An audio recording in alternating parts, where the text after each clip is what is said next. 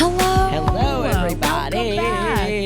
Welcome back. Welcome back to our family-friendly podcast, Who's the Bee? Yes, we want all really your children, to write in about all of their kid-suations that they've been having and who's hitting who in the parking lots. I don't know where you keep your kids. I don't know where they hang out. If you've been following our journey, you know that we're trying to keep the swearing down to suit the YouTube overlords, but I'm one of your bees, Kara. Yeah, and I'm an even bigger bee. My name is Jackie Zabrowski. And how big's your bee today, Kara?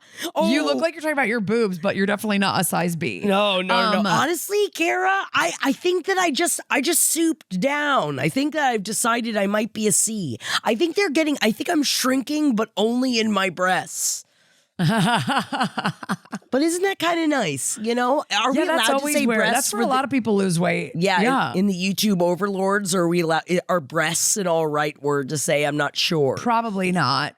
Probably not. They're probably scared. I'm sorry, my top lump mountains. The Rockies of my body, if you'll excuse me. Sometimes, I tell you, they hit the bottom of them and they go, oh, we can't get over that. We're just going to settle here and make Denver. So I've got Denver on the bottom of my chest here. Oh my God. Speaking of Denver, over the weekend, I had a very restorative weekend away from my children, which was 10 out of 10 recommend. In the mountains? No, I was at the Jersey Shore. I was down the shore. Oh my, where's the beach? Did you get so drunk that you couldn't find the beach, Kara? Tell us. No, I wasn't like gym tanning laundry. Like I was, that's appropriate, sad, Kara. Appropriate buzzed on the beach. I was having a great time. And I love my children, but I was with them. I've been nonstop with them because they're in camp and stuff during the day, but the camp day is very short. I needed a little bit of not waking up at 6:30 in the morning to make sandwiches for lunch. Yeah, I get that. I was very happy to go away. And my friend and I were talking about Red Rocks and how we've always wanted to see a concert at Red Rocks. Speaking of Colorado, right? That's sort of in the Denver area. Sure. Ish. Red Rocks. I think it's in the state of Colorado. Later, I start reading the Red Rocks. I start reading the Red Rocks schedule. Oh, I thought you meant you were reading them like Braille. I started reading the Red Rocks, and the Red Rocks were telling me that I have to go see Blues Traveler. The Red Rocks spoke to me. I mean, Blues Traveler would have been glorious. I'd love to go see Blues Traveler. I know you love Blues Traveler. What I get was I see Macklemore is playing there, and I'm like, LOL. So I send my friend a screenshot, and I go, found the concert we're going to go to, and she's still sleeping. So when we're on the beach later... When we're on the beach later, I go, did you get my text about Red Rocks? And she goes, yeah, I don't really know if Macklemore. I go, it was a joke. Oh, it was a joke. I don't want to go see freaking Macklemore. Okay. We didn't know.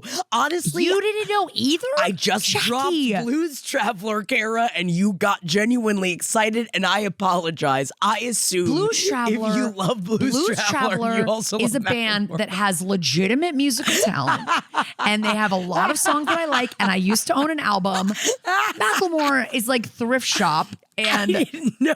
I didn't know there was a difference. I didn't even know he had enough fans to be doing Red Rocks. I'm not even trying to be a hater. I just kind of thought he passed, not away. No, I just thought he moved on in our cultural conversation. No, the people, they scream for Macklemore, apparently. And I thought that they were also screaming alongside Blues Travelers fans, but I guess I am how mistaken. dare you? I mean, how dare you? You're the bee of this episode. You're the bee of this episode that you would think that you would compare Macklemore to Blues Traveler. I'm sorry, I Kara. can't. I'm furious. This is coming in from someone. I do jack-in on Fridays with Holden. Kara. You've done one before with us. I've been jacked. And sometimes I get hardcore. So we make fun of, and I apologize, everyone. We make fun of Holden because he loves Benson Boone. And Benson Boone, he is an ex-Mormon that does flips and he wears jumpsuits and he thinks... Yes, he thinks he tries to do a Freddie Mercury thing and he really shouldn't. And so we do give him a lot of hate for that, even though we shouldn't. And there are oftentimes, if I bring in a song Sign of the Times by Harry Styles that was big from Project Hail Mary. And I was like, oh my God, I love this song so much. And everyone in chat was just like, Benson, may as well be a booninator. Oh, he may as well be doing flips. Like every time I like a song that is just a chill vibe, people are just like, Benson. And you can't get away with anything now. Yes, and I do. So that's why, and maybe it's bringing back all the Coldplay conversation that we were having during the Coldplay when like the two people were cheating at the Coldplay concert. And then how dare I, even though I liked The Scientist, I liked that one album, you know? I will try to fix you. Yeah, we've all cried to that album before. But I'm sorry, all of this music kind of goes in the same cloud. And I do feel maybe I'm the bee of the episode, Kara. Maybe. That's it. That's the end of the episode. It's been really great. I'm the bee today, everybody. We'll see you guys next week. This has been fun. Sorry. These beautiful, beautiful bees.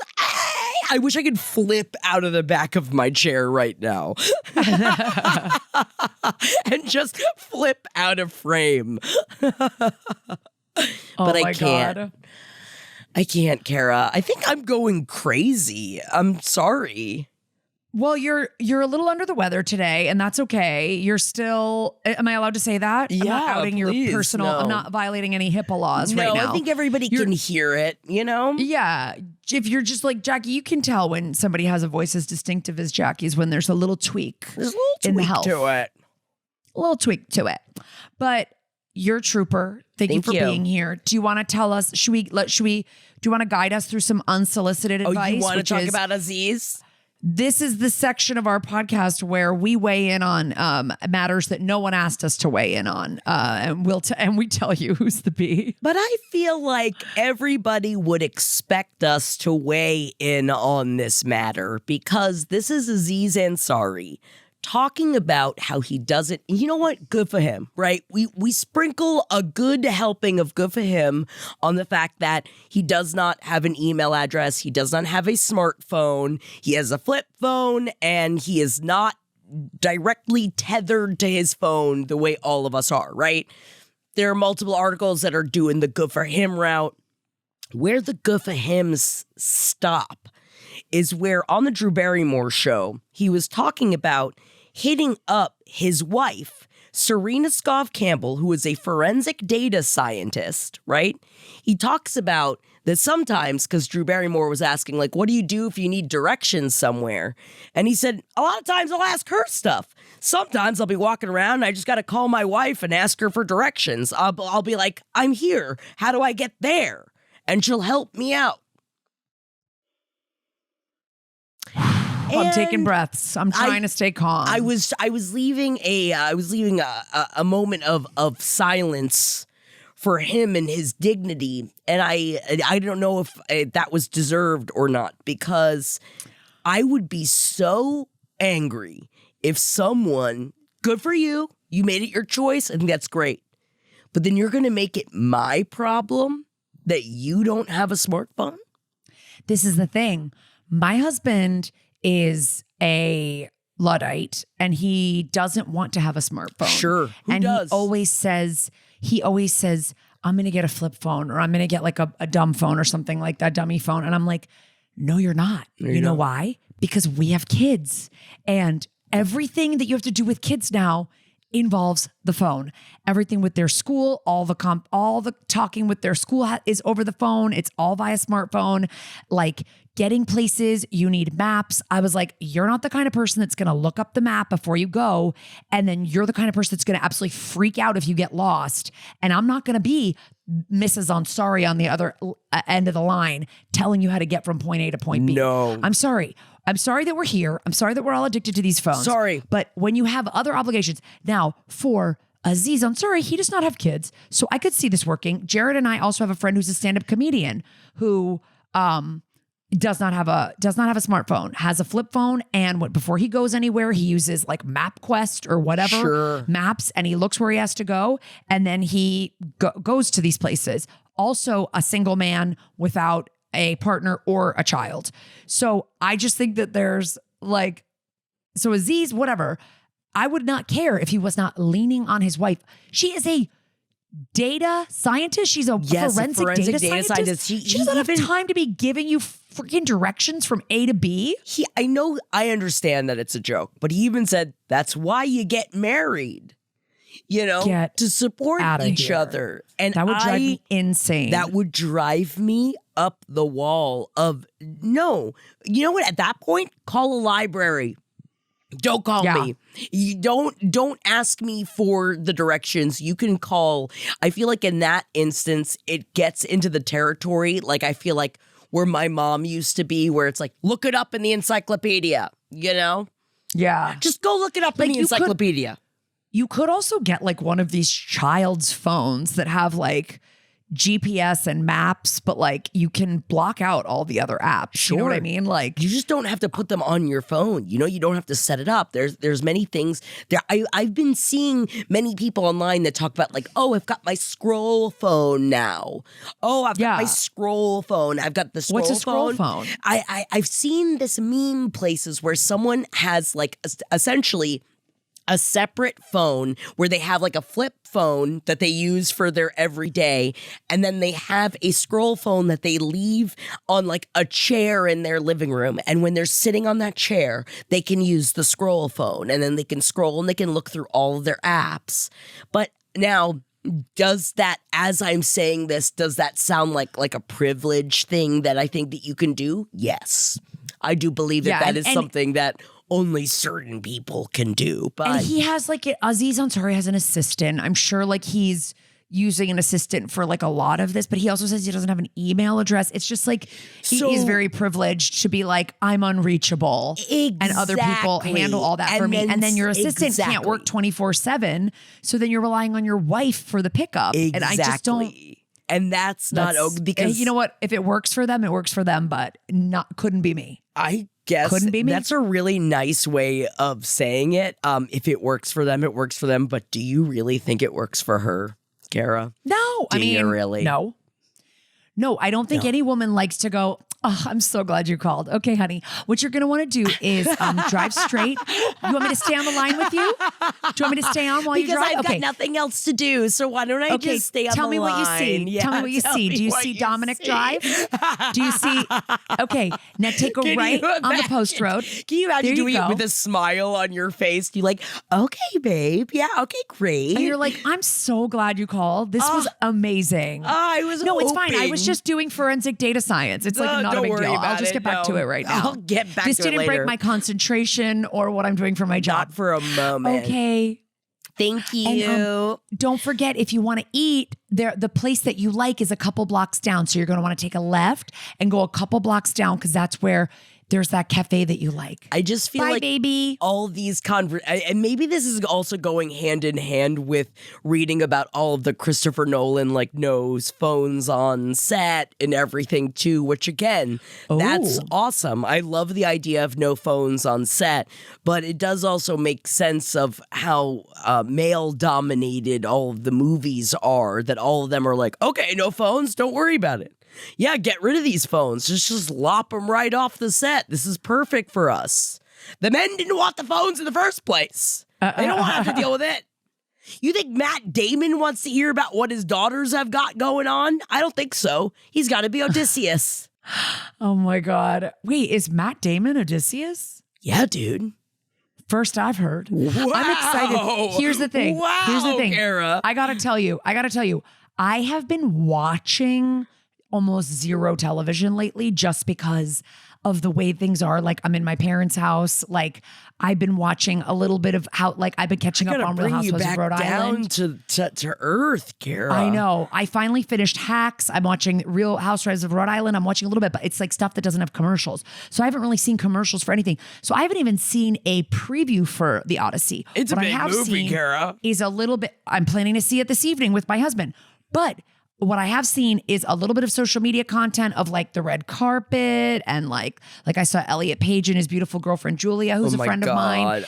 And I have been seeing like Anne Hathaway and stuff, but I didn't really know who was Odysseus or who was what. I didn't know who was who. I can't believe it's Matt Damon. Oh, yeah. I don't think he's ever done anything like this. Has he? Wow. I mean, I guess not like that to that extent. I can't speak for Matt Damon's filmography. I'm gonna say I'm not a Damonologist over here. Well, he just to me has been in like some serious movies, but never like as an ancient, like never speaking in like a different kind of dialect, really. Well, am I skipping something? But it's also, he's not a really, dialect, but you know what I mean? Like, do they speak like they're in ancient Greece? Like, no. It's actually also part of it. It's part of like the whole idea of the Odyssey and like, and making the language more contemporary for audiences. In fact, Adam and I were even talking about this because it kind of takes you out of it every once in a while, because Tom Holland is like, my dad. And it's like, talking about Odysseus, it's weird that you wouldn't refer to him as like my father, but it's also a part of like making the language more contemporary and making it accessible for audiences. Like that is a part of the Odyssey and part of contemporizing the Odyssey, but I'm not going to go into all of that right now. But it is a little weird when Tom Holland's like, my dad's got to come back, and you're talking about Odysseus. But my daddy. Recommend my daddy Matt Damon. Yes. But I think that you're gonna love it though. He really goes through a lot to get back to his woman, Kara. I'm excited. I love mythology. I love mythology, and my son Oscar loves mythology, but I think it's a little bit too old for him. I think it's a little old for Oscar, unfortunately. Yeah, it's a little, really goes hard in the paint. Yeah. But I'm glad you're giving it a good review, and I will check it out. Let's dive into our solicited advice. We've got some good stuff. And actually, our first voicemail, movies. I love movies, Kara. Thank you for calling Who's the Bitch. Tell us in the voicemail who's the bitch. Beep. Okay, I left a voicemail like 10 minutes ago, but I apologize. I'm a little high, and so I don't think I explained it very well. So I'm coming back and explaining it. Take two, babe. And this is a low-stakes situation, but it feels stressful. I'm stressed about it. Okay, so I've been dating a guy for a couple months, and I think we're in the range of about 5 to 10 dates. And we get along great in person, but our texting game is not great. I feel like we're always talking past each other when we text. And something that I've kind of brought up to him, but whatever. There have also been situations where I feel like he's been pretty inconsiderate with texting. Like, if I ask him if he's free to do something on a certain day, instead of just saying, sorry, I can't, he'll just not reply. And so I'm just sitting there like, I don't know what's going on. That's annoying. I guess I'll just continue on with my day. So another bit of context, we like seeing movies together, and we wanted to see Obsession when it first came out. But we ended up not having enough time to see it before I went out of town for 2 weeks. So we had talked about wanting to see it, but it didn't happen. The day I left town, he said he was going to go see it, and I was like, WTF. I thought we were seeing it together. Yeah. And he said, yeah, but you're leaving for 2 weeks. So I was like, fair enough. Okay. I'm butthurt about that. Yeah. But I get it. Maybe it'll be out of theaters by the time we're back together. It wasn't, but... Okay. Now today, Backrooms is out. And this is another movie that we've been talking about wanting to go to. Okay. But he's leaving on a trip for 2 weeks in 2 days. And he basically said he'd be busy all weekend and stuff, doing errands and packing, and wouldn't be able to hang out. So I texted him around 11 a.m. today to see if he wanted to go for a walk. Never got a reply. Cute. So I went for a walk, and then I decided that I would just go see Backrooms because I have the day open, and I don't have a lot of days open. Yeah, dude. So it, was like, whatever. And it didn't seem like we were going to be able to fit it in before he leaves, because he leaves in like 2 days. So, of course, he finally responds to my text about going for a walk while I'm at the theater. I say, sorry, I didn't hear back from you, so I went to go see Backrooms. And his response was, what the fuck? You said we would see that together. And I said, sorry, I didn't think we'd be able to fit it in before you leave, and I had time. So I was a bit confused and annoyed with his response, because he seemed angry, even though like the same exact situation happened like 4 weeks ago. Anyways, since then, he's gone like silent. He has not replied to any of my texts. I sent another text with a more thought out apology, because I know how crappy it feels to want to go to a movie with somebody and then hear that they go to it, because he did it to me. And I could have let him know beforehand, but I did text him this morning and he didn't reply at any point. So I was like, you're too busy. Fine. Still, he hasn't replied to anything after being annoyed, even though I sent him an apology. So benefit of the doubt, he could really just not be checking his phone, but honestly, I'm having a hard time believing that mid-consecutive volleys, he just like drops his phone and leaves for hours, especially when he's like we're mid-conversation. Yeah. So I feel like I'm getting the silent treatment for doing something he did, despite me sending some clear apologies, which he did not do when this happened last time. So I feel like he's kind of the bitch for being a hypocrite. Yeah. And am I a people-pleasing bitch for apologizing in this situation, even though he super didn't acknowledge or apologize when this happened for obsession? I don't know if I did too much or not enough, or if I'm the bitch, or if I'm an idiot. I don't know. No. Anyways, thank you. Okay, bye. We're not going to talk about ourselves like that. We're not going to say we're an idiot. Negative self-talk has no place here on Who's the Bee. We're not doing that here. I thought this is so interesting because like my husband and I have always like less in the movie with thing, but like I had to like watch the finale of Breaking Bad and like lie to him about it. Whoa, because that's he was out of huge. town for like a week and it was so huge. Remember what a big thing that was? Oh my God, it was like a huge. show and I was like, I'm going to get like spoilers if I don't watch it. So I watched it and then I pretended I hadn't seen it and I watched it with him again.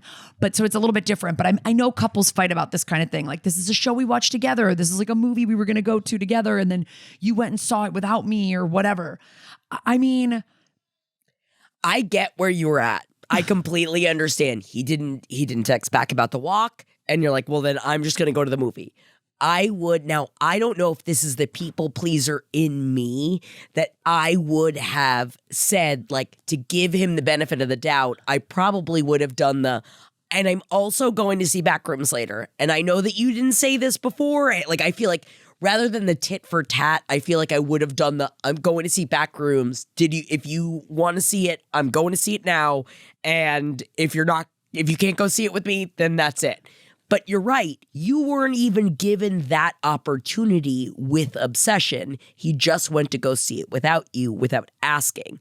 Now, I feel that the tit for tat in going to see the movie, and now that you're getting the silence from it, that this was a much bigger thing. But also, you're so right in the fact that you didn't get so angry that you just stopped messaging him back because he went to go see Obsession without you. You know what I mean? So you're saying you wouldn't have done the tit for tat of it all, but ultimately you think that the caller behaved more maturely in this situation than the boyfriend is now acting. Yes, but I also feel that you could have hit them up and said, hey, I'm going to go see Backrooms also later, even though that they hadn't messaged you back about the walk. However, they had said, I'm leaving in 2 days and I really don't have time to do anything else. Right. But you could have said that and said, hey, I'm going to go see Backrooms. I think you're busy with packing and pre-trip prep, but I just want to let you know I'm going on the off chance that you can make it. or whatever. Right. Like, because you can't wait 2 weeks to go see. I mean, not now. Like the way movies are, they're in and out of the theaters, you know, like you can't wait 2 weeks to go see something. No. So I understand wanting to go. I think this is like boils down to like everything we talk about with like people that are newly dating is like communication. And sometimes text does not always like carry that. And like maybe his apology texts, like your apology texts didn't like ring true to him or something because he's reading them. I don't know. Like I would have probably like picked up the phone or something. That's what I was saying. Maybe bump it up to a phone call. This might be, I think, bumped up. Like if you want to continue seeing this person, I would now at this point be like, okay, I'd like to just talk about what happened on the phone and be like, okay, can we just both have a mulligan? And that like, all right, you shouldn't have gone to see Obsession without me. I shouldn't have gone to see Backrooms without me. But like should is also in, you know, bunny ears around it as well, because we're still in the beginning stations of a relationship. But moving forward, I'd like to, if we say we're going to go see a movie together, I'd like to try and wait to go see the movie together. But if it's a movie like an Obsession where everyone was talking about it and you really want to see it in theater, talk to me about it before you just go see it. Yeah. Because just communication. Just communicate about totally. it. Yeah. Like, because we'll see a preview for a movie and I'll go, oh, I want to see that. And he'll say, oh, I want to see that. And then like the movie comes out a couple months later and he goes, I'm going to see that movie with so-and-so. And I go, we didn't like make a plan, but we both said we were interested in seeing that. Right. When we saw it in the theater. And he'll be like, oh, sorry, or whatever. And sometimes he'll change his plan and go with me. And sometimes I'll just go see it with someone else. Right. You know? But I think this is just the beginning of, this is like the early stages of dating is like figuring out how you both communicate about these things. But I think you should also tell him like, depending on what it is, like I can't really tell from your voicemail how long it is that he's not responding to you. Like now, you know, now like, I'm assuming it's been weeks because if we're talking about the backroom obsession time period, that was probably at this beginning. point it has, but I want to know how long at this point was he leaving you on red and not responding to you even after you apologized? Yes. Because you told us like it happened, you know, like, so maybe you called us the day this happened and he just hasn't gone back to you for a day. But like silent treatment, I would just say like, and just so you know, for my communication style, like the silent treatment makes me feel really like, you know, I spiral and I don't know what's going on or what I did wrong. And that's why I was apologizing. Right. But because this is early in the relationship, like if this were years deep, that this would be a whole other conversation. But I think that like explaining silent treatment is not going to work with me. This is not how I roll. Also will help you a lot in the beginning of this relationship if you want it to continue. Because the other thing is, he's about to go on a 2-week trip. He's probably going to go see Backrooms on the trip, right? Unless he's going to like somewhere where they don't have it. Maybe where they're not going to see movies, you know, seeing things in real life instead, I guess. Yeah. But, yeah, I think, just communicate, you know, talk to each other. But I also understand the idea of this being like a high stakes versus low stakes situation, because I do feel that this would be a huge issue for me in a relationship if there was no communication about it. Yeah. Yeah. And it was just happening and you just go see movies that I want to also see without me. But I also remember at the beginning of my dating Jared, I did a lot of tit for tat.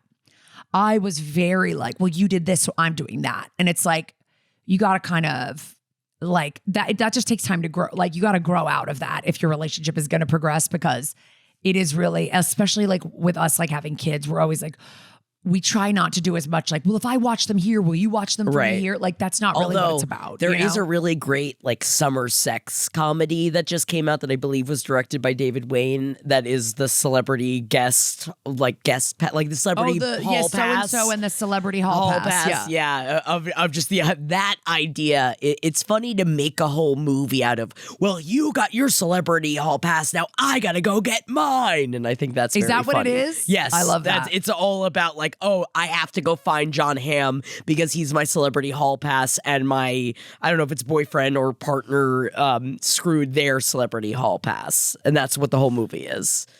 Amazing. She's got to Well, find John Hamm. And she's I'll got go to see if my explain to husband him. will see it with me, or if we're gonna go see it separately. Whoa, I think that's a big thing. If you guys go see the Celebrity Hall Pass movie separately, I feel like that says something about your marriage, Kara. Well, we Yeah, have I have funny conversations about hall passes all the time because I have like one hall pass and it's like Paul Rudd, and I've like met him and it's like we're not gonna have sex. Like, and Jared what? has You're not gonna? Jared has like 6 hall passes and they're all like Is Amy it all Adams Michelle and, like, Pfeiffer?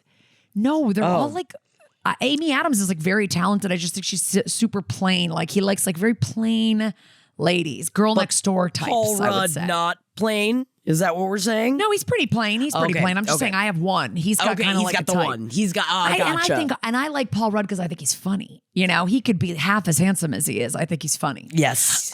See, okay, I think just I'm watched going his- Walton Goggins because I bet Walton Goggins is really good at it. You know what I mean? I bet he has gotten very good at doing the do. And I'm not That's talking funny. about I mean, also, like, obviously, Christopher Maloney would probably be like, my husband would not get mad at me if that came to be something that I could do. But it wouldn't be. Okay. Will you please read our first email, Jackie? Yes, I have to write down that Paul Rudd is your hall pass, though, so that I can remember this for the rest of time. I think it was like he asked me once and I was like, I don't know, Paul Rudd. Like I did just watch his Getting Day Drunk with Seth Meyers and it was pretty funny. And they were Oh my God, were they funny just together. cute friends together? That's cute. yeah, and they I just bet. get wasted and they're having a fun time. Oh, all right. See, then I get it. You know, you watch one of those Yeah. things and I get it. All right, you okay? Goggins is yours. Okay, got it. I'm the dick. Or the bitch. Or all the things. I'm already sure of it. I think I fucked up my life. Okay, wow, burying the lead here. Going to make this as short as possible. I proposed to my girlfriend about a year ago. She tried talking to me about ideas or plans a few times in the months after, but I wasn't in a rush and can admit I was never that engaged in the conversation. I didn't care about the details and figured she would decide what she wanted and it would fall into place. Neither of us wanted a big wedding or ordeal anyway, so I didn't think it was that big of a deal. A few months after the proposal, she was pregnant. Something we had been trying for a while and both wanted. A couple of weeks after we found out, I brought up marriage and asked her what the game plan was. Apparently, I fucked up. Badly. She shut down and barely spoke to me for days. We lived together. After days of hounding her and asking her what was wrong, she eventually told me that she had a feeling for months that I didn't want to actually marry her since I would, her words, completely ignore the topic and close off any time she brought it up. I guess because I brought it up after she was pregnant, she says this solidified it for her, and she's convinced I only want to marry her because of the baby. To be fair, it was the first time I brought it up on my own, and I guess looking back, I never had anything to say when she brought it up. Well, that was months ago. She's now 8 months pregnant. She seemed to gotten past it and forgiven me, but inevitably it comes back to the surface, and she either has a sort of emotional breakdown or lashes out at me full of clear resentment and anger. I think she might genuinely hate me now, and that maybe she's only staying because she's pregnant. To be clear, I always wanted to marry her. I knew that within days of meeting her. I just didn't think it was that big of a deal to her. I'm not an emotionally expressive person, and I never have been. I love her. I want to marry her. I am ecstatic about our baby boy coming next month. I've tried to explain it to her, but she's convinced I'm only saying that because of the baby too. She says she's never going to be able to know for sure now. I know this probably doesn't fit who's the bitch since I know it's pretty obvious that it's me, but fuck, I need help to stop my family from falling apart before it even starts. Okay.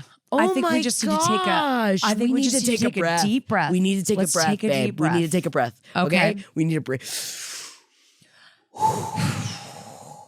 A Okay. volcano breath, as Oscar Okay. would tell me. Okay, we knew we're taking a big one. Okay. Taking a big one, okay? So I think you need to you have not totally screwed up your entire life here. No. I think this is just literally, again, like in the last call, it's just a communication thing, okay? I would think she would love to hear almost everything you just that wrote you down. just wrote in this email. I got chills as I was reading it, genuinely. I think you could say, listen, the actual details of a wedding are not that exciting to me. Marrying you is what is exciting to me. So when you were asking me about venues or dates and locations, I just want to marry you. I don't really care. If you want me to be more involved in the planning process, I can do that. Just like give me a little bit of, sort of leeway, because this is not something that like I do well or I think of, immediately. When the baby came along, it did make me think, oh, I need to make some concrete plans. And that's not weird. They're not separate things. No. Like, like he wouldn't have proposed to you. I'm talking to the girl now. Right. Like he wouldn't have proposed to you. And feel free to play this episode for her, because, honey, Please. I think that you've got a typical man here who does not understand a lot of like things that can be important for women, or not always important for women, but like the details of planning a wedding, and having a baby just is something that sort of put everything into focus for him. That doesn't mean he did not want to marry you. He proposed to you before you were pregnant. He wants to marry you and always has. And I think that also you guys having this conversation when she's 8 months pregnant now, she's to the brim with hormones. Right? This is what she's emotional and is probably like thinking all kinds of crazy thoughts. Like, what if he leaves me as soon as the baby comes? Like, what if we never get married? What if I'm doing this alone? I mean, you should tell her right now, if you want to go to the courthouse and get married next week before the baby even comes, I'll do it. That's probably not what and then we can have a big wedding later if you want. But just so she knows, like, you're in it. Like, you're in it. You want this. You want her. You want the baby. You want the whole family. And just because you weren't super hype on the picking out the food and picking out the, like what you were going to wear and like the wedding details, doesn't mean that you don't want to get married. I think she also like you just wrote it down, right? And even like I said, you gave me chills even just writing out how you truly feel about her. Now, Kara, you have been a person that has been 8 months pregnant before.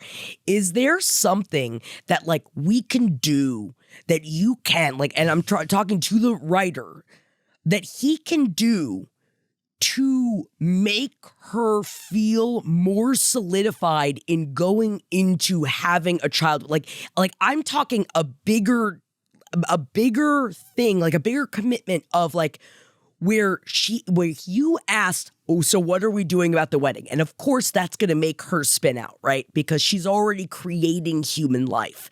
And then you're also on top of it, putting another thing on top of her. What can the writer do? And I'm talking about like she comes home and all of the nursery is set up.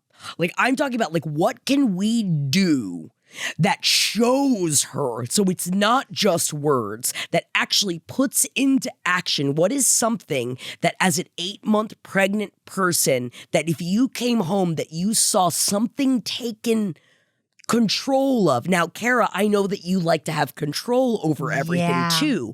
So like, that's why I'm specifically asking you, like, what would you think that would actually genuinely make you feel better that someone was like, I got you. I got us. Because I feel like what she's asking for right now is your commitment, your desire for your commitment. She needs to be shown that you are choosing this outside of just baby. I feel like she needs to also feel like she is being chosen and it's not just for the baby. And I feel like, so it's like doing something that's not only for her, like maybe it is like, do you set up a baby moon fast before you guys go away, something that's for the two of you? I know that this is all last minute now, but something that you can do, because I feel like she needs to be chosen. Right? And I yes, totally. I mean, you could start a Pinterest board of wedding things, wedding like things ideas. You're like, listen, I've just been putting together, and I know Pinterest is like whatever. An It's just like an old example. school, You right. can look up a couple things and go, hey, I know I wasn't really giving my opinion before. I've been looking through some wedding stuff, and I kind of feel like it could be cool to do something at this lake house I used to go to when I was a kid. It could be cool to do something at town hall Ideas. and have a party Something later. that shows just that you're ideas. Like, I don't thinking know about what, it. Yeah. They're just to show that you're actually thinking about that event and that you're not just like, the wedding's down the road. We'll figure it out after the baby. Like, I think it's, More help, more concrete help that I think that would help her feel more seen and more validated. I know that sounds silly, but I'm trying to look through what she's saying right now, and it seems like she never felt like, and I'm not to put a Love Island on this, but I am, that right now it must feel like you're just there because of the baby. And you need to now show that no, I'm committed to you. And that it's not you're committed to the family, but I'm committed to you and I want you as my partner. And I think that that's what needs to be shown right now. Yeah. And I think you could just you said you're not emotionally expressive. I think let's do the best we can to go to her and say what you said in this email to us. Say, yes, I'm really worried that you've got the wrong idea about me. I love you and I've loved you since the minute I saw you or the minute I met you. I've always wanted to marry you. I'm so sorry that I was not fully engaged when those initial conversations about marriage came up after I proposed to you. Tara loves a letter. Maybe you do write it. You're already writing it in this. This is emotionally expressive.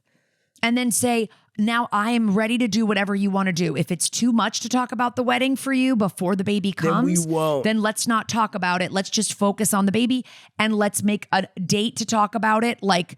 3 months after the baby's here, we'll set a time. We'll say that's when we're going to start planning, because 3 to 6 months in could be when you might be starting to get a little bit more sleep and the baby sleeping through the night. Because I just don't want you guys to be fighting. You're about to enter a very, very emotional time where you guys need to work as a team. And I just think you need to go to her and say, we only have these, at this point, 2 weeks, 3 weeks. I don't know how much time you have left. We only have a couple more weeks where it's just the two of us, and try to do some special things for her and just let her know verbally as well. You've always been the one for me. I cannot believe we're starting a family together. I'm so excited, and I can't wait to marry you at the very first minute that you want to do it the way you want to do it. I also think it's important right now because you're in a complete spiral zone of I've screwed this up. I cannot unscrew this up. I've screwed this up. And that feeling is not going to help anything. We have to let that go. We have to let that go and start over again. And I think that it's also, maybe you even say this to your partner. I've been feeling this way. I've been feeling like I screwed up so royally that I wrote into a show because I thought I screwed up so badly to get advice. Truly.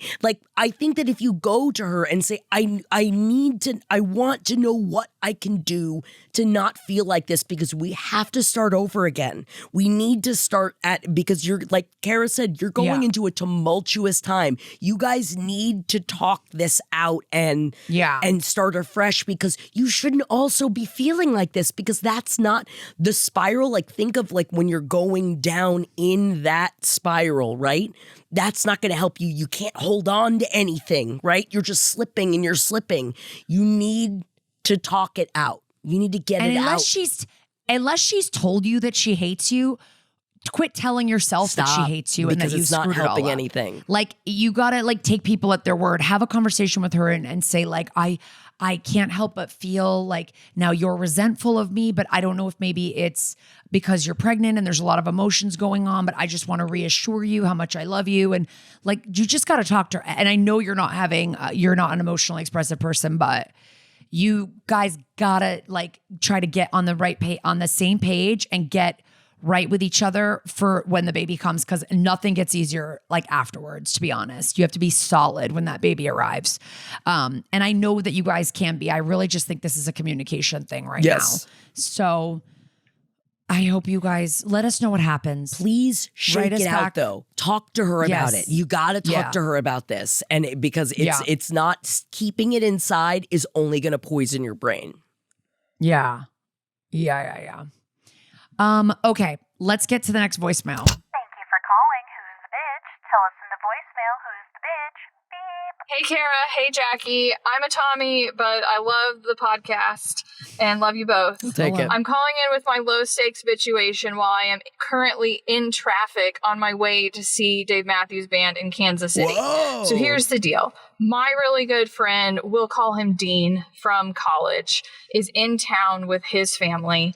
And in January, when I was 5 days postpartum, he asked if my husband and I wanted to go see Dave Matthews Band with them. He's a huge fan of the band. I knew that. It's always great to see him when he's back in town. So I agreed. My husband has refused to admit for months that I have told him that we are going to this concert. But either way, we're going to the concert. So here's the situation. A week ago, he texted me and let me know that tickets are $120 a piece.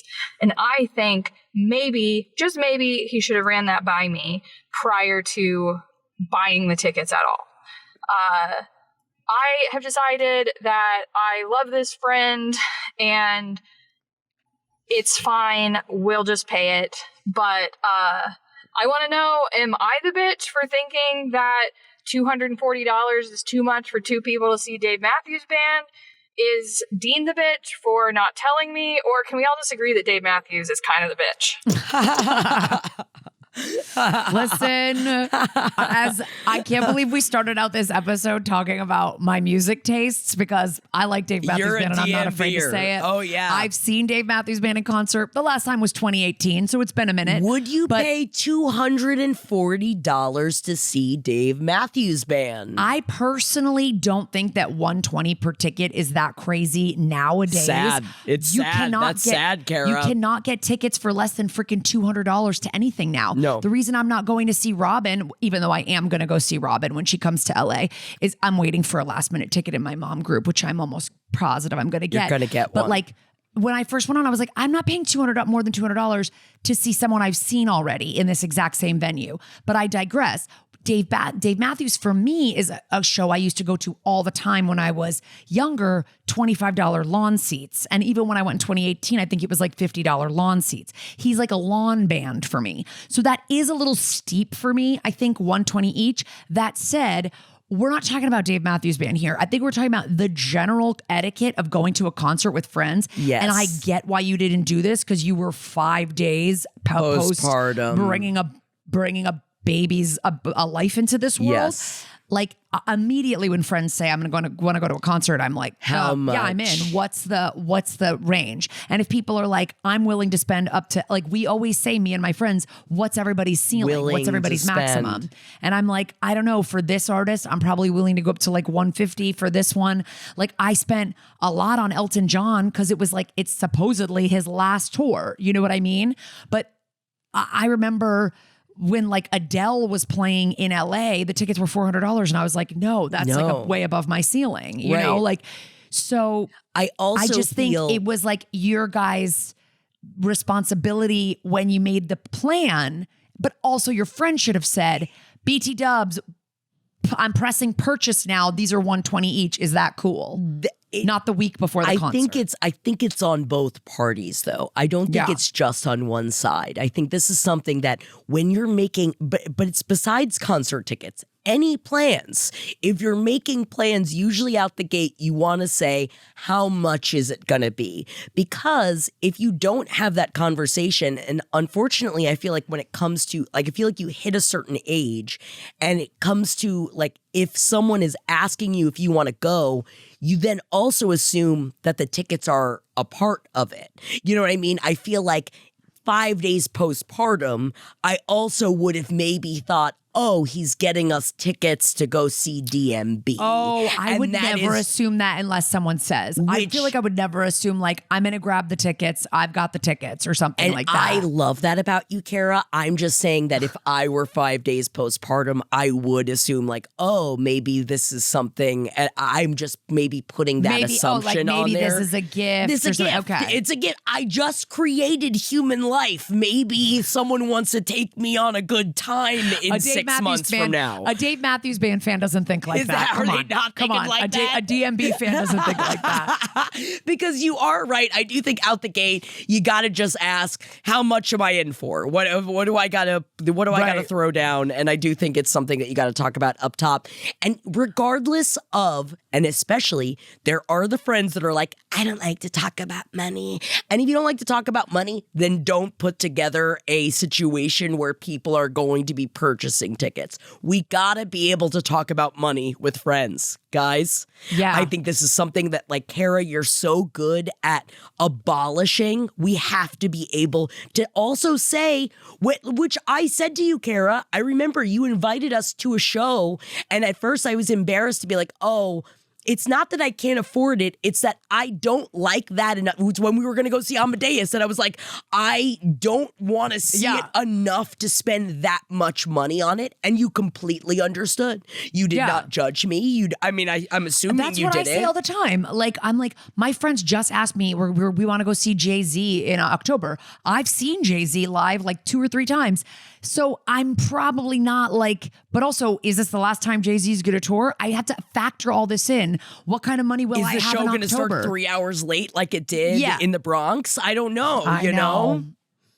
That was because people rushed the security. They rushed the security. You know, I want to come out now and say that I think if you're rushing things besides a Scientology center, you're a B. Whoa. If it's a Scientology center, I'm allowing it. Yeah. Okay.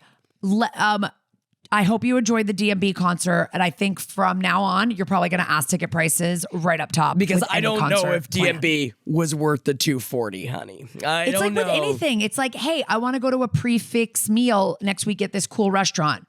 Okay. What's the prefix? price? Like what, you know, like what are we I want to in go for? bowling. I want to go I don't know. It's like you kind of generally either know how much something costs or you got to find out or you gotta ask. ask. Okay. Let me get to this next email. Hi, Jackie and Kara. Longtime listener, first time bitch, maybe. I love your humor and you keep me sane. Seriously, I need help because I just turned 40 and apparently that's the age where your tolerance for bullshit evaporates and you start seeing red flags in 4K IMAX with Dolby surround sound. Okay. I've been with my partner for 8 years. I've attended every holiday, birthday, and family gathering. I've been around longer than their toaster.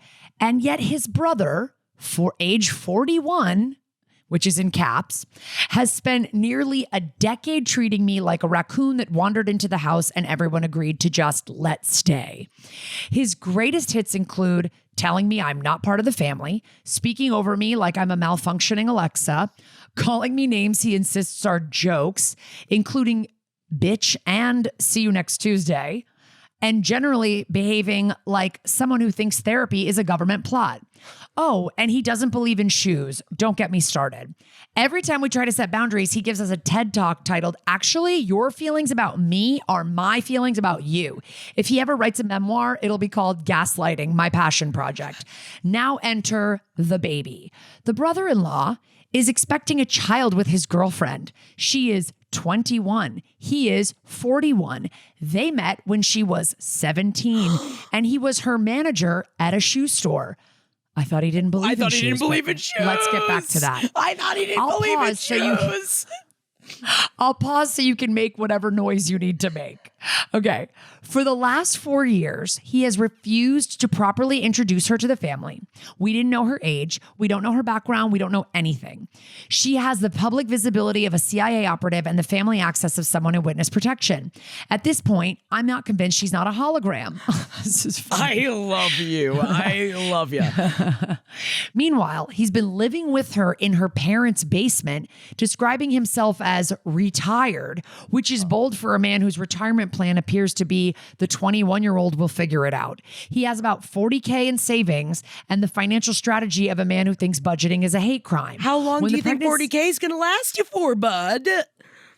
When the pregnancy was announced, I expected at least one raised eyebrow, a whispered, huh, a quiet, is anyone else seeing this?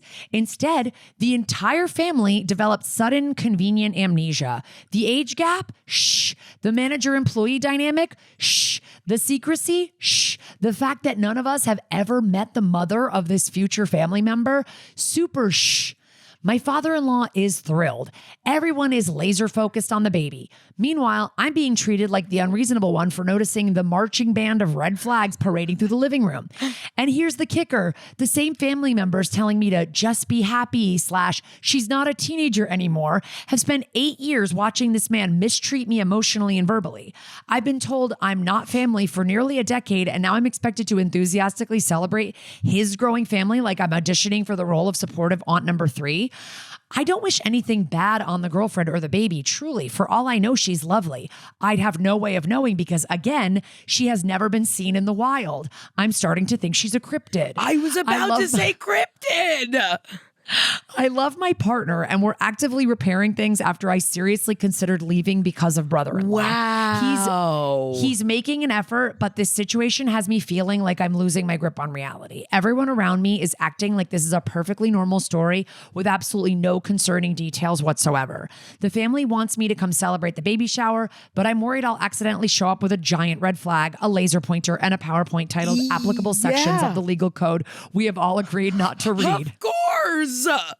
Side note, I spoke to my friend who is a prosecutor for sexual crimes, and fun fact, he could be facing up to 14 years in prison. And so, Jackie and Kara, Put who's him the in bitch? prison. Am I the bitch for wanting to skip the baby shower and acknowledge the Technicolor red flags everyone else is pretending are beige? Or am I letting 8 years of mistreatment cloud what is supposed to be a happy occasion? Signed, Seeing Red Flags in 4K Ultra HD, 40 tired and fresh out of patience, aka Al. Okay. Oh my gosh. This is so okay. First of all, my first thing would be to tell you you're a great writer, great letter writer. This was very Fabulous funny. letter writer. Second of all, you do not need to go to all these things with his family. I'm sorry. Like, you need to protect your peace a little bit more. Like, I think you need to be going to things where he's not going to be there. And luckily, things with this, now that this baby's coming around, I hate to say it, he'll probably be at less stuff. He gonna be, like, yeah, exactly. This doesn't seem like the kind of guy that's going to pack up the car and show up to every single family event. Like, No. maybe he'll be at less stuff. But I think you're within your rights to tell your partner, I simply do not have the bandwidth emotionally to be around this man, like, after the way he's treated me.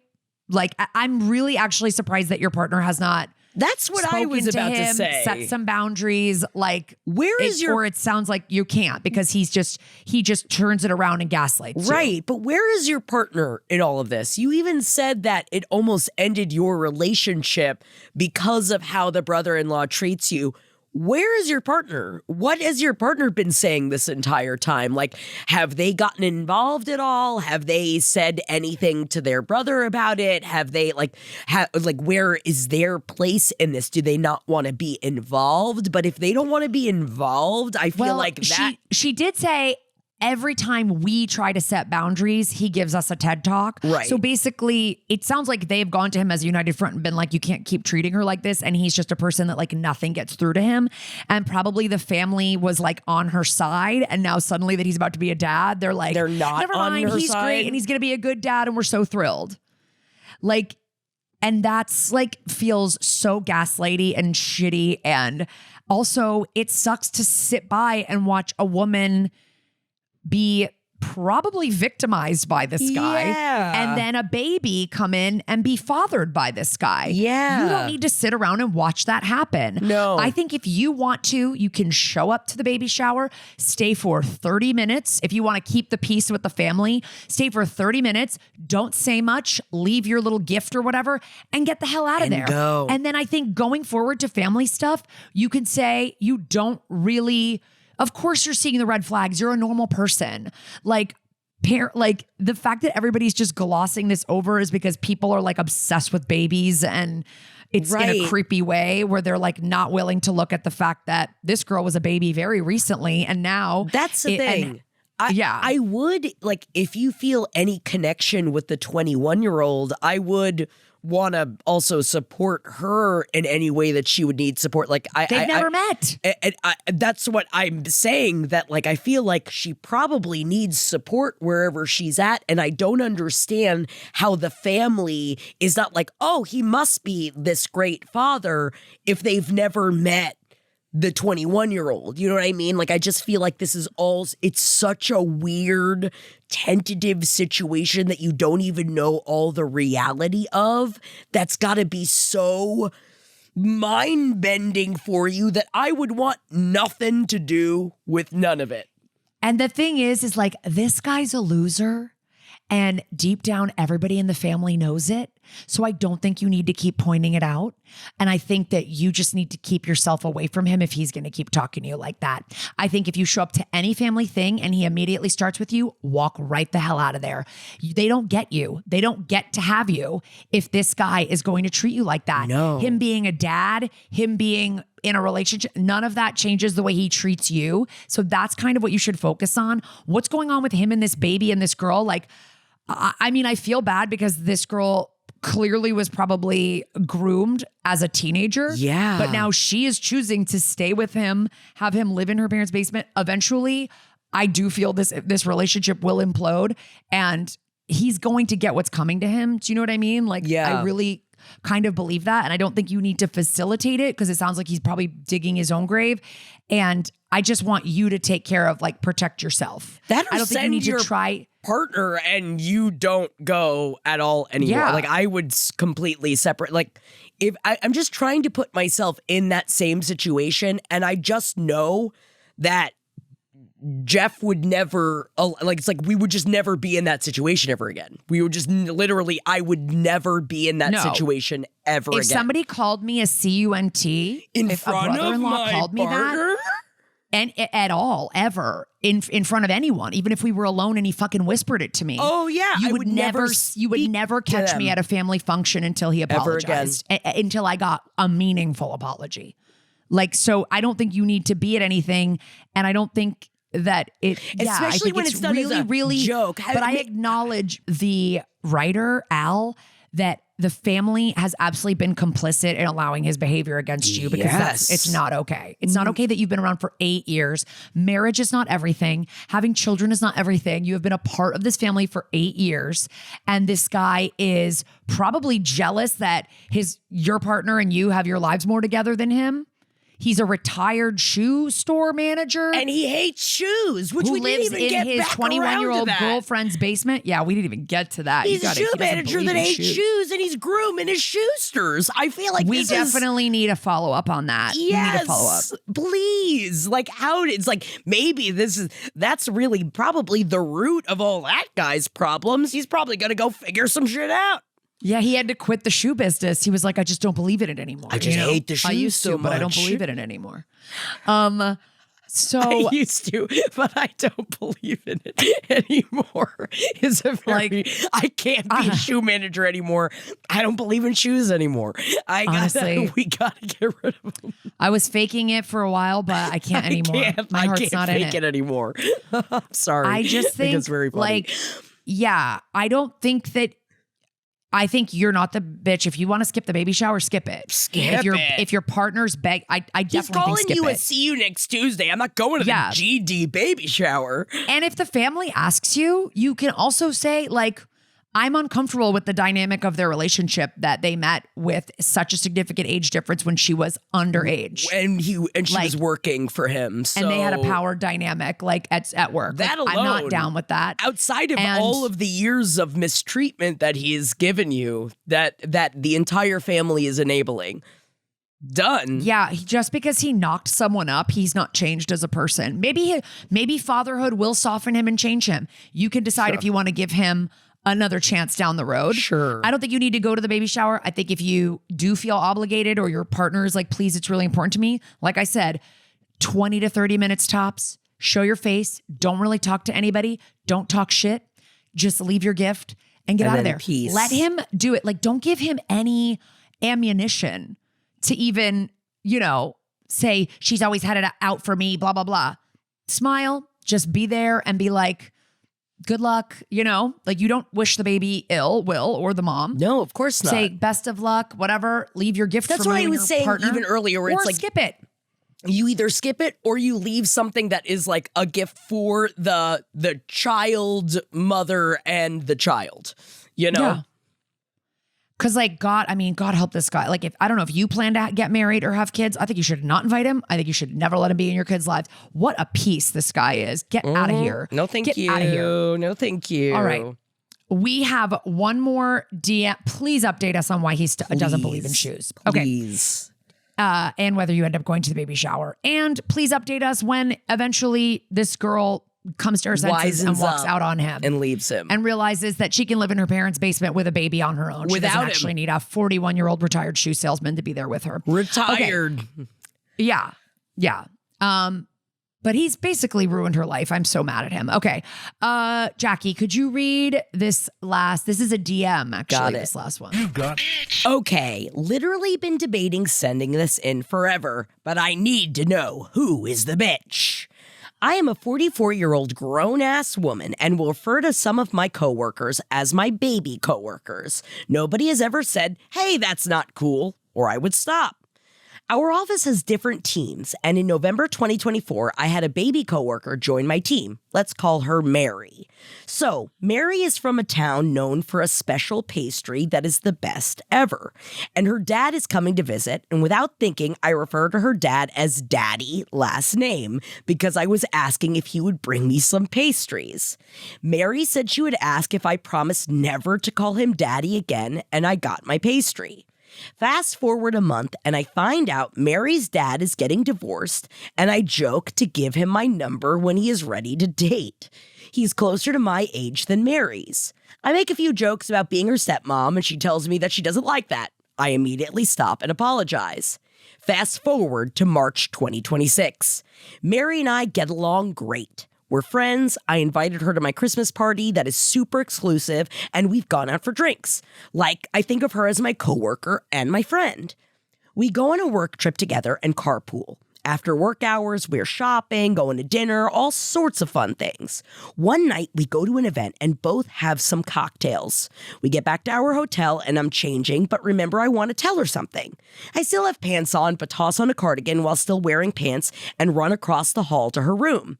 She makes a comment about my cardigan being open. I'm not holding it closed. And she makes a comment about it, and I just brush it off. I'm a naked person. I don't care who sees my sternum/belly button. Nothing else is said, even on our drive home. 3 weeks later, I get called into HR because she filed a complaint, and I am shocked. First, we're friends, and they literally tell me Mary no longer wants to be my friend. I can't talk to Mary about this. Second, I get that it was a work trip, but we were off work, so I don't feel like this was on work time. Third, we had a 3-hour drive home and nothing was said. Like, what the fuck? Say that this bothered you. I have been at my job for 16 years with no complaints, and this really fucked me up. Like anxiety out of control, and now I am losing a friend because she's a baby who can't have a confrontation. So, am I the bitch for being a naked person and not realizing that her pointing out that my cardigan being open was making her uncomfortable? Is she the bitch for not talking to me and trying to save our friendship instead of reporting me to HR? Wow, this is, and I, as someone. Well, I wonder why we got so much context about the daddy pastry situation. Right. Are you trying to just like explain to us the kind of person you are and how you joke and how like every time she's told you she doesn't like something you're doing, you've stopped? You've stopped. And it does seem, and you had like continued on building the friendship, and that's got to seem, and I'm saying this as someone, as I was reading your email, reading your message, just being like, oh my God, I could see myself, like even earlier, as I was changing my caftan, my best friend is Adam, who is also our producer, and I'm putting on my caftan in front of him, and I'm not thinking about it.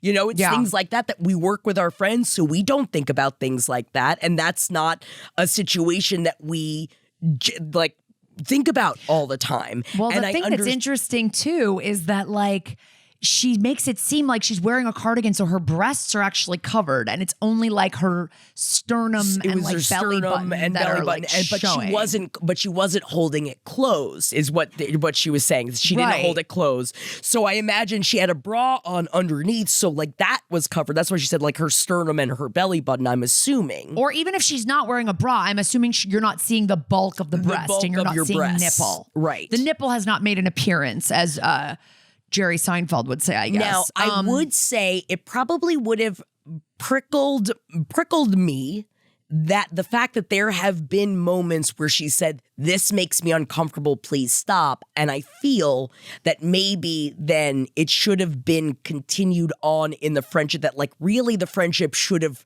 never blossomed in the first place. Unfortunately, which there's nothing we can do about this, right? The friendship had already the friendship was blossoming, but it does seem that unfortunately what we are all going to learn from this situation is we do need to treat work like work. And no matter what, regardless, Mary was uncomfortable in the situation and did report it in the way that you're quote unquote supposed to. And no one should be made to feel uncomfortable at work, while at the same time, I completely understand why didn't she bring it up in the 3-hour drive? You also don't didn't drink talk to alcohol me at work. I think That's you're the off thing. hours. You're off hours. You don't drink alcohol at work usually. Right. And Like, it is but off that's the hours, thing. but you're still on a work trip. So on a work trip, does that denote that all parts of the work trip are always work? And that is something that needs to be communicated and discussed, because alcohol is often involved in work trips, right?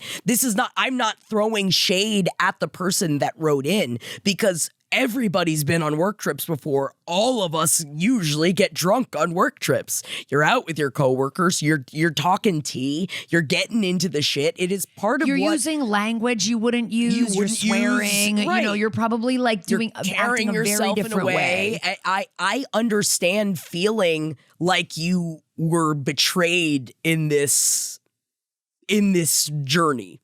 I would feel betrayed, Kara, if you had, like in this instance, if you had gone to an HR, if I'm changing my caftan in front of you, I would, even though I would feel bad that I made you feel uncomfortable, I would feel it was going against our friendship that you didn't feel comfortable talking to me about it. Yes. And I think it's a little bit weird that HR was the ones to tell her she doesn't want to be your friend anymore. What are we like communicating through like our parents on the playground? Like, no, the HR should come to you and tell you what the complaint is, what the process is of working through the complaint, whether that's going to be on your record, whatever. I don't know. I haven't worked in a corporate job in a very long time, but like, they should just be giving you all the information about the incident itself. And then you can give your side of the incident and say, my cardigan was open and I didn't really notice when she said, like, whatever, that she pointed out she didn't. I guess she could be construing to the HR department that when she pointed out that your cardigan was open, you didn't close it. Therefore, you were like ignoring her comfortability. And okay, you guys could have talked that through. That would have been more mature. She went to HR. It's not HR's job to communicate that the friendship is over. The friendship is over. That's weird. I'm worried that maybe Mary has not considered this a friendship. Like that you have considered this a friendship, but Mary has not, and has only thought of you as a coworker, and now does not want to, like, which I know is hard to hear. And I'm sure that some of us have been there before where we're like, oh, surely my coworkers are going to invite me to their wedding because we're really friends outside of work. And then you don't get invited. Like we've all been there, but you know what I'm saying? Like, yes, you're going shopping and you're having drinks after work and stuff, but she might have just considered that all to be, and I don't know if that's like an age gap thing, like that, or just who this person is. Like, I'm surprised that this person, being 16 years younger than you and in the workforce, I'm assuming in her 20s probably, or maybe 30s, is that scandalized by seeing like someone with an open cart. I mean, honestly, that's like how some celebrities wear on red carpets with like their sternums showing, but not their breasts, right? Like, I'm surprised that they're that like I am much more of a naked person than this. I'm also a pretty naked person. And I think that that's very strange. Nevertheless, like, I guess that's how she felt. I don't think you're meant to be friends with someone that feels that strongly about a sternum. Yeah. You're not missing anything with this friendship going away. No, I you're understand not. why you're hurt about the way that I it would came be. about. But I would be hurt too. But like, I think once you take some time to sort of like mourn the friendship, like you're going to be better off. Definitely. And I hope that it doesn't ruin your future of making friends with the baby coworkers, because as someone that is also, you know, I'm in my late 30s and we also work with younger people as well, but not that much younger than us, that I get it where it's like, oh, we're all coworkers. There is no hierarchy here. But then there are times where you remember, but there is. And, you know, it's even things like I have to even remember in my everyday that even though I don't carry myself as such, I am the boss's sister. And there are things that it's like, I have to remember that when I am making friendships with the people that I am working amongst as well. And so I get that as something that you have to, that unfortunately, maybe we can't be hanging out with the baby coworkers anymore in that same capacity, or at least not all of them. And that sucks because you also can't pick and choose either. So it's either all of them or none of them. Yeah, it's like I realize that HR is probably telling you that you can't speak to her about this, but like to me, it's like this is a person that came to your home. This is a person that was invited to your Christmas party that you don't invite a lot of people to. Right. And you've gone out before. So it's like if you want to on the side, just send a message saying like, but I don't want her to get in trouble at work. I don't want her to get in trouble at work either. Yeah. But it's like, so don't put it in writing, because I feel like then that's immediately you're like, 'cause right. then they could go to HR with it. I would say, honestly, stay just that it's just a separation with Mary. I think that it's done. Yeah. I think the friendship with Mary is over. I think that's it. It is really effed up. Like that she couldn't say up. Like she should have told you that it made her uncomfortable. And even if she couldn't tell you and went to HR, like I would, if it were me as Mary, which I could never imagine it being because she seems like a weird prude. Like I would be like, hey, I'm sorry I had to go to HR about this, like, or whatever. She doesn't care about your friendship, or she would have like texted you or something. You know what I mean? Like, I don't think she cares. And I think she went to HR as a way to not have to confront you and to just like get you separated from her at work because she doesn't want to hang out anymore. And I think that sucks. And you sound fun and like you make jokes and she doesn't like jokes, and that's fine. It sucks, Kara, so much. Not that I'm saying that this person, of course, if you're ever feeling uncomfortable, of course, you know, you have to deal with it in the way that you have to deal with it. It's times like this that I hear about someone like Mary that I'm like, man, I wish she just had a little bit of a sense of humor. Because if somebody's titties were out, I'd be like, we're getting the whole show here. Like, I feel like that would be weird. Like full tits would be weird. You know, I would say something that, or at least like, but like if it was just an open, you know, you make a joke, you go on like, or you bring it up of like a, hey, you should close that up. You know, we're just so lucky that we do make jokes in situations when we're uncomfortable, Kara, that I feel like I'm not a confrontational person, but I am a jokey person. So I can joke about it, you know? And I just feel like Mary is one we're letting go. Unfortunately, babe. We're just letting this one sail on, but just also let it go because you didn't Lizzo this person. All right. This isn't like this isn't a situation like this. What? Because as someone with an anxiety issue, and you're even saying you've been working there for 16 years, like to have something against, like I can't imagine if someone had gone to HR about something that I've done, I would spiral. Yeah. My whole life I feel like would spiral. But just remember what you did.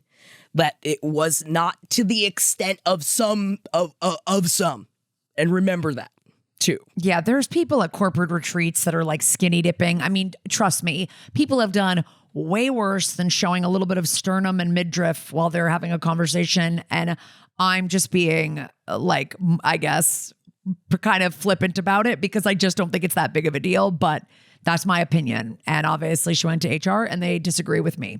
And that's why I am not in charge of a corporation. That's why we're not on HR. No. You'll find another work bestie. Leave this chick in the dust. And I'm sorry. This isn't the first time. She's going to go to HR with her problems for the rest of her life. Yeah. This is her type. Thank you though for writing in. Thank you to everybody who has DM'd us, emailed us, left us a voicemail. Thank you. I wish we could get through everybody's submissions. We can't. Those of you whose we've read, thank you so much for letting them be a part of the show. And please update us. We do update episodes every once in a while, and we love to know what's going on. We love an update episode. Everything that you need to know about the show, is at who'sthebitch.com. The ways to email, the ways to voicemail. And the ways to see us on film, youtube.com/@who'sthebee. Come get at us, come subscribe so you know when we're getting new vids. We're getting our YouTube shorts up there so you can get your bitch lit action. Come subscribe and watch us. We like being on camera. Yes. But we'll see you guys next week with a brand new batch of scalding hot tea from all of our listeners. Oh, watch out for your tongue. It's gonna burn. And Jackie needs some chamomile because she's not feeling good. Oh, God. Okay.